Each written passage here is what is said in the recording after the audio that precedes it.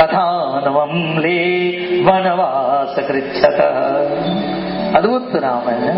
तो आइए, जब ते राम ब्याई घर आए, नित नव मंगल मोद बधाई, भुवन चारि दस भूधर भारी, सुख जने गबर जय सुखवारी, रिधि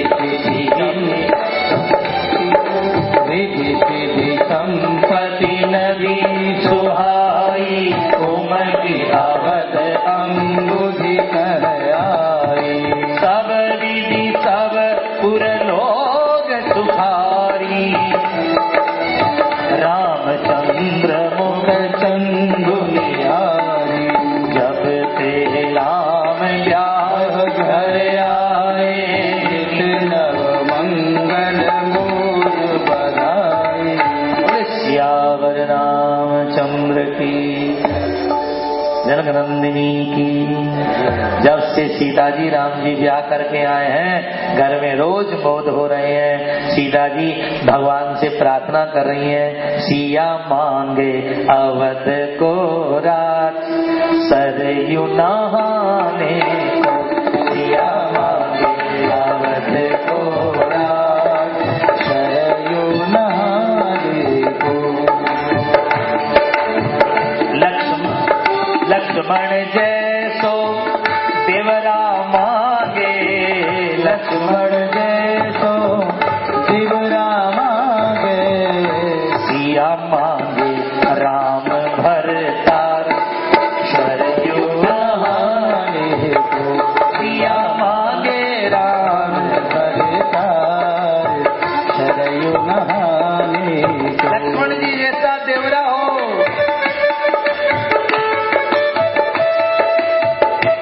सरयू का स्नान हो। दशरथ जैसो ससुरा मांगे, दशरथ जैसो ससुरा मांगे, सिया मांगे, सिया मांगे कौशल्या सीता, सरयू नहाने को, सिया मांगे कौशल्या सीता, सरयू नहाने को, सिया मांगे अवध को राज, सरयू नहाने को। जब से राम ब्याही घर आए, नित नव मंगल मोद बधाए। आज जब से राम जी आए हैं, बड़े मौज होने लगे। राजा दशरथ के घर में सुकृतों के मेघ बरसने लगे। सुकृत मेघ, याद रखिएगा, किसी के घर में भी धन की, दौलत की, पैसे की, सुख की, खुशियों की बरसात हो रही है तो सोच लेना उसने जीवन में कोई सुकृत किया है। हाँ, बिना सुकृत किए बिना किसी के घर में पैसे की बरसात नहीं हो सकती साहब। गीता कहती है यज्ञात भवति पर्जन्यो। ए अर्जुन, यज्ञ से ही बरसात होती है। कोई चाहे कि बिना यज्ञ पानी हो जाए, बिल्कुल नहीं होगा। तुम्हारे घर में धन की, दौलत की, सुख की, आनंद की बरसात हो रही है, जरूर तुम यज्ञ सुकृत कर रहे हो। तो ये सुकृत बिना बरसात हो नहीं सके। कोई को बहुत पिज्जा बढ़े, खूब सुख बढ़े तो सोच लो कोई यज्ञ हो है सुकृत।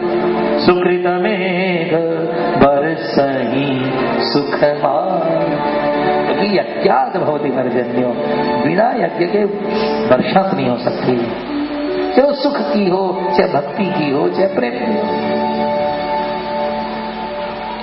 आइए, सब आनंद है, रिद्धि सिद्धि, वहां पर संपत्तियां आ गई हैं। आज क्या है, सारा गांव राम जी का मुंह देख करके बड़ा सुखी है। मेरे प्रेमी जनों, आनंद ही आनंद है।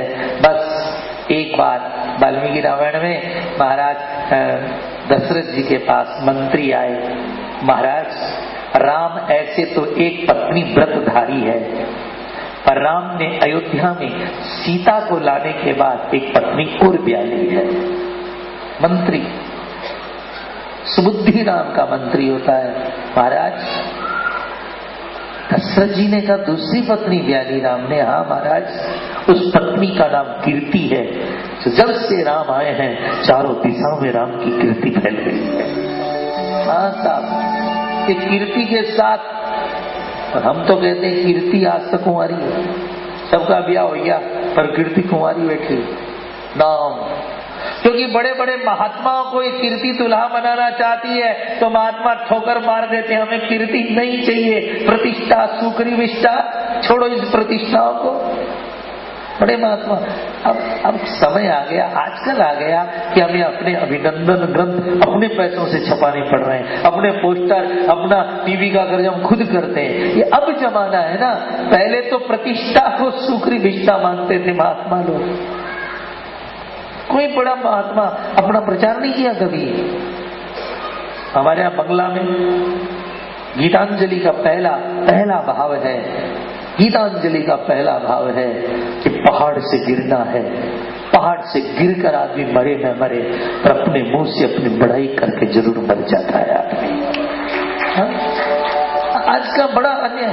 अब हम देखते हैं अपने अभिनंदन ग्रंथ खुद छपा रहे हैं, अपनी बड़ाई खुद छपा रहे हैं। अच्छा, आपकी बार पोस्टरों में कितना खर्चा किया, आपकी बार ऐसी ऐसी महात्मा बात करते हैं तो हमें हमारे पूर्वज संत याद आते हैं। प्रतिष्ठा शुक्री विष्ठा, चैतन्य महाप्रभु याद आते हैं। सम्मानम कलयाति घोर गरलम नीचा अपमानम सुधाम। जब कोई तुम्हारा सम्मान करे तो सोचना जहर पिला रहा है, कोई तुम्हारा अपमान करे तो सोच लेना अमृत पिला रहा है। ये जिस दिन स्थिति हो जाए सोच लेना तुम्हारी भक्ति सार्थक हो गई। सम्मानम कलयाति घोर गरलम नीचा अपमानम सुधाम। अपमान अमृत लागे और बड़ाई आग लगे, ऐसी स्थिति। महाराज, आपके राम ने एक स्त्री ब्याली है जिसका नाम है कीर्ति। तो कीर्ति कुंवारी है क्योंकि संतों को वर्णन चाहती है, बुद्ध को, महात्माओं को ये वर्णन चाहती है। महात्मा कहते चल भाग यहाँ से। और हम मरते हैं कीर्ति के लिए कि हमारा नाम हो जाए, नाम हो जाए, और तो हमको व्याती नहीं है, इसलिए कुंवारी है कि नहीं आज तक। जो कीर्ति के लिए मरे उनको तो हो नहीं व्याती, और जिनके लिए वो मरती है वो उसे लात मारते। नहीं चाहिए कीर्ति। तो कीर्ति माता आज तक कुंवारी बैठी। आपके यहाँ तो कीर्ति का ब्याह हो गया है, दक्षिण भारत में कीर्ति का ब्याह हुआ। हाँ, तिरुपति के साथ में भगवान का नाम क्या है? त्रिपति। शुद्ध नाम क्या है? त्रिपति। भगवान के 3 पत्नियां हैं, एक का नाम लक्ष्मी भूदेवी, एक धरती माता, एक का नाम लक्ष्मी माता और तीसरी का नाम है कीर्ति माता। इसलिए 3 के धनी है, इसलिए ठाकुर जी का नाम है त्रिपति। किसी को धरती चाहिए, पैसा चाहिए, कीर्ति चाहिए तो उनसे मांगना, वो देंगे, क्योंकि मालिक तो उधर बैठा है। त्रिपति आपकी भाषा में तिरुपति कहते हो, पर शुद्ध शब्द क्या है? 3 का धनी, भूदेवी, श्रीदेवी और कीर्ति देवी। महाराज राम ने तो एक कीर्ति नाम की स्त्री ब्याही है। दशरथ जी बहुत प्रसन्न हुए। महाराज, जो शत्रु हमारी निंदा किया करते थे आज राम की बड़ाई कर रहे हैं। हमारे अड़ोस पड़ोस के देश में, आसपास में कहीं राम की दुश्मनी नहीं रह गई है। राम को देखने के लिए सब तरस रहे। महाराज, मंत्री से राम की बड़ाई सुनकर के महाराज के मन में आया कि मरने के बाद में चाबी संभलाऊं, क्यों न जीते जी राम को युवराज बना दूं। मैं राम का राज्य भी आंखों से देखना चाहता हूं। भाई जी, मरने के बाद संभला में तो अच्छा, आपके आंखें के सामने है, बड़ा मुश्किल का काम है। ये सासू लोग कहती रहे बहू घर तेरा ही है, बहू घर तेरा है, पर चाबी नहीं देवे। बहू घर तेरा ही है पर चाबी नहीं देता। संभलाना बड़ा मुश्किल है।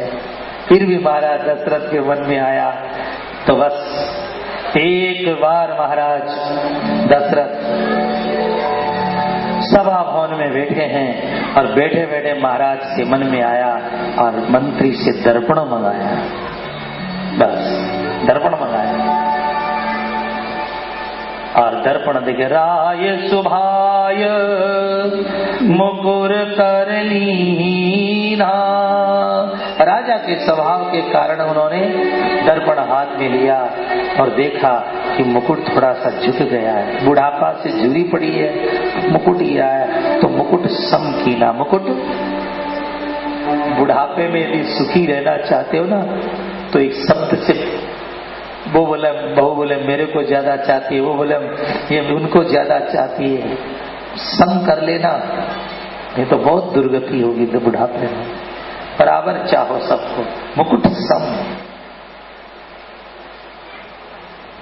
वृद्धावस्था में एक को ज्यादा चाहो और एक को कम चाहो तो दुर्गति होगी। महाराज ने एकदम बराबर किया, मुकुट सम की ना, क्योंकि बुढ़ापा सम के बिना। मन का मानना है कि जहाँ ममता है वहां सुख है, पर शास्त्र का कहना है जहाँ समता है। मन तो मानता है छोरी चौकी ला गए, छोरी चौकी ला गए, भूबत्ती बढ़िया कौन ला गए, लेकिन नहीं, जहाँ समता है वहां सुख है। मन का तो मानना है जहाँ ममता है वहां सुख है। सम, महाराज ने सम किया और दर्पण देखा। और आप तो जानते हो यारो, दर्पण झूठ न बोले। तोरा मन दर्पण बोलो, तोरा मन दर्पण भले बुरे सारे कर्मों को देखे और दिखाए। तोरा मन दर्पण कहलाए, तोरा मन दर्पण कहलाए।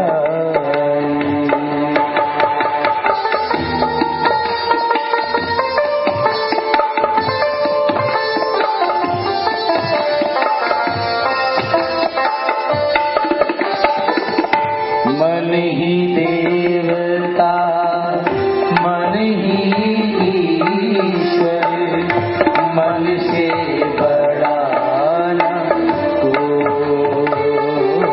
बोलिए, मन ही देवता मन ही ईश्वर, मन से बड़ा न कोई।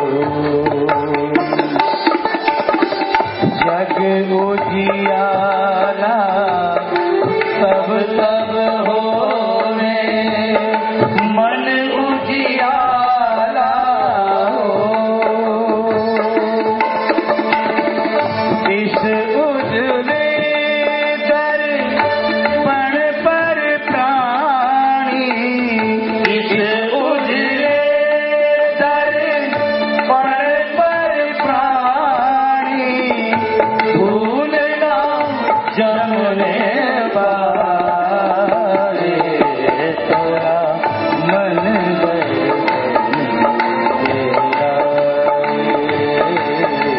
नीचे में देखने वालों, मन के दर्पण में देखना।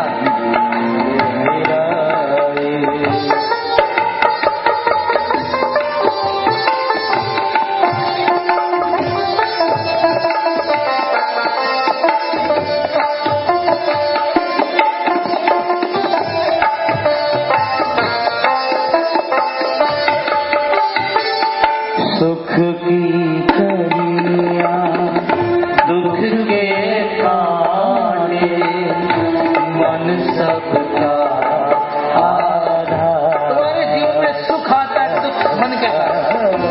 सुख की कलियां दुख के कांटे, मन सबका आधार।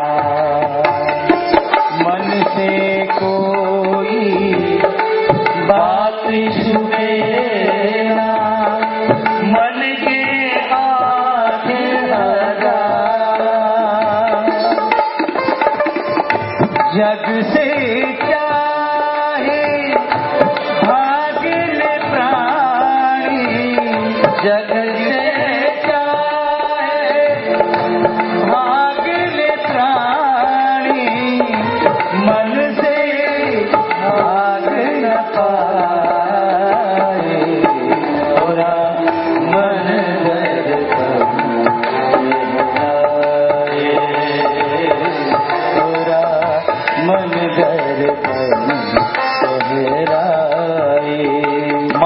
दर्पण कहलाया।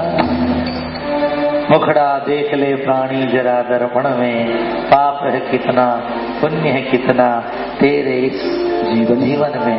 हाँ, दर्पण। शुक्रात बहुत काले थे रंग के, गले में दर्पण रखते थे, बार बार चेहरा देखते रहते थे। एक आदमी ने कहा, बार बार क्या देखते हो आप, तो इतने काले हो। उन्होंने कहा, मैं इसलिए देखता रहता हूँ दर्पण। हे सुकरात, तो रंग का काला है, कहीं मन का काला नहीं हो जाए, नहीं तो दोनों जहां से बर्बाद हो जाएगा। अंदर काला नहीं हो जाए। लेकिन मैं ये भी कहता हूं, उन गोरे लोगों को भी दर्पण देखना चाहिए, कहीं मन काला नहीं हो जाए। बुढ़ापा आ गया महाराज के बाल, हमारा श्रवण समीप भये शीत केशा। कान के पास सफेद बाल हो गए।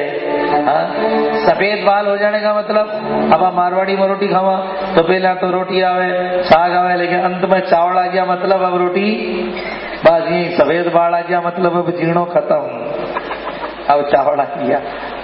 एक कवि को मैंने सुना, बड़ा अच्छा कह रहा था कि जवानी में बाल काले होते हैं और मन गोरा होता है, और बुढ़ापे में मन की सुंदरता बालों पे चली जाती है और बालों की कालुकता दिल पर आ जाती है। तो बुढ़ापा में बाल तो होगा थोड़ा और मन हो गया, तो जवानी में मन स्वस्थ था। मन रूपी मुकुर को जरूर साफ करो, निज मन मुकुर, इसलिए श्री गुरु चरण सरोज रज, निज मन मुकुर। अपने मन रूपी मुकुर को किसी सदगुरु की चरण रज से शुरू करो। कितना भी मैला दर्पण हो, खड़िया माटी लगा दो और थोड़ा कपड़े से घिस दो साफ। इसी तरह गुरु के चरण की खड़िया माटी लगाओ, मन का दर्पण साफ। निज मन मुकुर सुरा। महाराज ने देखा, बस उसी समय गुरु के चरणों में जाने का महाराज ने मन बनाया कि बस। और महाराज प्रसन्न होकर के गुरु जी के घर जाते हैं, चरणों में प्रणाम करते हैं। और महाराज बड़ी सुंदरता से चरणों में प्रणाम कहते कहते, महाराज जीते जी मैं राम को युवराज पद पर देखूं। गुरुदेव मुहूर्त देखिए, यही दुनिया है, बात करें कल की खबर नहीं पल की है। कल हम जिंदे रहेंगे साहब, कोई बड़ी बात नहीं है, अभी हम जिंदे बैठे हैं, बड़े आश्चर्य की बात है। श्वासों का क्या ठिकाना। महाराज वशिष्ठ जी ने पंचांग देखकर बताया, महाराज मुहूर्त तो कल सुबह का पड़ता है। कब का पड़ता है? कल सुबह का। यदि कल सुबह न हो तो फिर 2, 4, 10 दिन बाद, 15 दिन बाद। वशिष्ठ जी ने देख के बताया, महाराज कल सुबह का मुहूर्त राम राज्य अभिषेक का है। यदि कल नहीं हुआ तो फिर 14 साल बाद में मुहूर्त निकलता है। दशरथ जी ने कहा, तो फिर कल क्यों नहीं? कल क्यों नहीं? मेरे वश में सारी दुनिया है, सारा जहां है, सारे तीर्थों के जल हमारे पास में है, जो औषधि जो संपदा चाहिए सब है मेरे पास में। याद रखना, कोई काम कल पर मत छोड़ना बहनों, क्योंकि कल को काल खा जाता है। जो करना है अब भी हमारे संत हम लोगों को पढ़ाते हैं ना, तो कहते थे हर दिन ऐसा जीना बेटा कि आज मेरी जिंदगी का अंतिम दिन है। हाँ, कोई काम बाकी मत छोड़ना आज, क्योंकि कल इतने मेहनत करो उस दिन। आज हर दिन ऐसा समझना चाहिए, आज मेरी जिंदगी का महत्वपूर्ण दिन है। तब आनंद आएगा, तब माला फिरेगी, तब कीर्तन होगा। बस हो सके आज। मुझे डोंगरे जी महाराज बड़े सुंदर लगते। उन्होंने मेरे से कहा था, मैं रोज सोता हूँ ना तो भगवान के चरणों में एक फूल चढ़ा के सोता हूँ। जब रात को सोता हूँ तो बालकृष्ण के चरणों में, बालकृष्ण कहते थे भगवान, चरणों में फूल चढ़ा के सोता हूँ और भगवान से प्रार्थना करता हूँ कि यदि मैं उड़ जाऊं तो फिर कल फिर फूल चढ़ाऊंगा, यदि नहीं उठा तो हे बालकृष्ण तू फूल चढ़ाने के लिए आ जाना। बस हर रात अंतिम रात है, बस अंतिम तुम रात ही जियो ना, कल सुबह का कोई भरोसा नहीं, कल सुबह हो भी तो जाने वफा, मन हमारा न हो मन तुम्हारा न हो। कल सुबह कौन देखा है साहब। महाराज सब कुछ बस में है। जब मनुष्य काल को अपने बस में करता है तो काल उसको खा जाता है। राजा दशरथ ने काल को हाथ में लिया, कल मैं कर दूंगा, सब तैयारी है, बस एक ही है, राम जी को मनाना।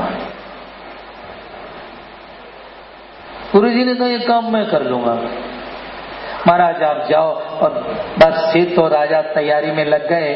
अब देखो महाराज ने कौशल्या जी से कहा कि राम का कल सुबह राज्याभिषेक है, पर एक काम महाराज ने किया कि कौशल्या को कह दिया, पर केकई को इसलिए नहीं कह रहे हैं क्योंकि केकई रोज कहती थी अपने जीवन में राम को गद्दी दे दो, राम का वह जीवन देख लो, राम राज्य की हम देखें अपनी आंखों से।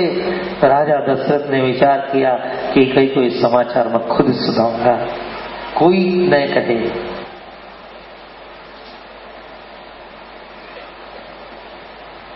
अध्यात्म रामायण में लिखा कौशल्या जी ने गलती कर दी।